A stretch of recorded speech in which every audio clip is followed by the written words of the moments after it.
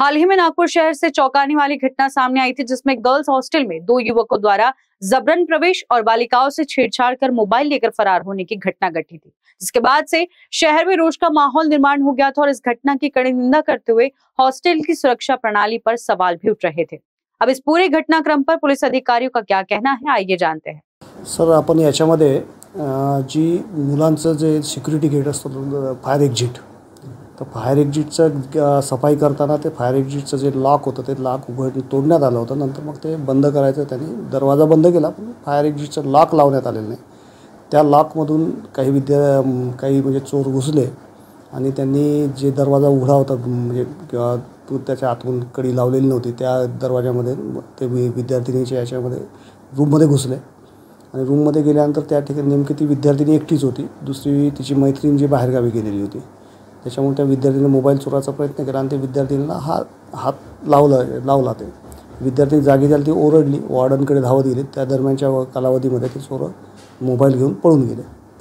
तर याच्यामध्ये आपण जे आहे पहिल्यांदा जे आहे ते ॲक्च्युअली दरवाजा जो होता त्याचा लॉक दुरुस्त करणं गरजेचं होतं आणि त्या दुरुस्त न केल्यामुळे आणि दुसरी जे पहारेकरी होती ती पहारेकरी फर्स्ट 2 फ्लोअर आहे, तिथे आपल्याकडे 3 पहारेकरी असतात, एक त्याच्या 8-8 तासाच्या ड्युटी असतात। तर जी होती रात्रीची ती वरच्या मजल्यावर होती आणि वॉर्डनचं जे रिसेप्शन त्या खालच्या मजल्यावर असल्यामुळे तिला वरच्या मजल्यावर झोपायला सांगितलं होतं आणि दरम्यान तिने आरडाओरडा केल्यानंतर वॉर्डन वगैरे जागे झाले आणि चोर पळून गेले।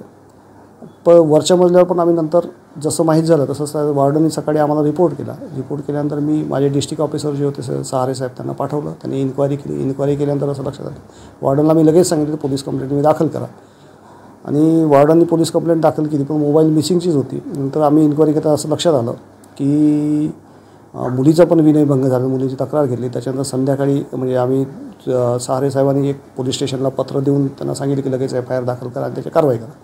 त्या दरम्यान मग मलासुद्धा माझ्या त्या FIR झालेलं नव्हता, मग मी स्वतः मी त्या वसतिगृहाला गेलो, वसतिगृहात मुलींशी भेटलो। आम्ही दोघेही अधिकारी म्हणजे माझे सबऑर्डिनेट ऑफिसर जे डिस्ट्रिक्ट ऑफिसर होते सहारे साहेब आणि मी स्वतः आम्ही पोलीस स्टेशनला जाऊन त्या मुलींना पण जाऊन FIR दर्ज केला। तर मुलींना परत मी हॉस्टेलला सोडून दिलं आणि नंतर पुढे आपण ज्यावेळेस सगळ्या इन्क्वायरीमध्ये हे लक्षात आलं की काही सिक्युरिटी लॅप्सेस आहेत, ज्याचे चुका झालेल्या आहेत, त्याबाबत आपण संबंधित जे वॉर्डन आहे त्यांना आपण ते कंत्राटी सेवेवर असल्यामुळे त्यांना आणि जी म्हणजे सिक्युरिटी गार्ड होती तिला आपण बडतर्फ केलं।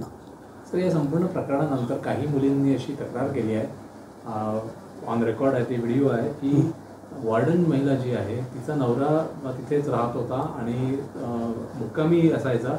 4-5 मजली खालचा पहिला जो मजला आहे त्या मजल्यामध्ये एका खोलीमध्ये वॉर्डन राहत होती आणि नवरासुद्धा राहत होती। या संदर्भात काय माहिती आहे? हां, याच्यामध्ये कसं आहे की गर्ल्स हॉस्टेल किंवा कुठल्याही हॉस्टेलला वॉर्डन हा रेसिडेन्शियल असतो। वॉर्डन क्वार्टर हे सगळ्या कुठल्याही वसतिगृहामध्ये वॉर्डन क्वार्टर हे कंपल्सरी आहे। अशा परिस्थितीमध्ये आपण फक्त याच्यामध्ये असं आहे की ही बिल्डिंग जी आपण भाड्याने घेतली त्याच्यामध्ये एकत्रित सगळे हे आहे, त्याच्यामुळे फर्स्ट जे रूम होती ती वॉर्डनसाठी आपण दिलेली होती आणि त्यांनी 24 तास तिथे राहावं ह्या अपेक्षेनं आपण त्याला ठेवलेली होती। ते कुटुंबापासून वेगळं राहा असं आपण कोणाला सांगू शकत नाही, पण असं एखादा पुरुष असा महिला हॉस्टेलमध्ये आणखी पण ठिकाणी अडचण काही बिल्डिंगचं स्ट्रक्चर असल्यामुळे ही अडचण आहे। स्ट्रक्चर जर असेल जनरली त्याला वेगळा आपण वेगळा दरवाजा देतो त्याला रेसिडेन्सला आणि त्याच्यातून ते ये जा करू शकतात। हे सहारे जे अधिकारी आहेत त्याच्यामुळे ते लोक तिथे न्यूज के लिए विशाल बंबड़वासी।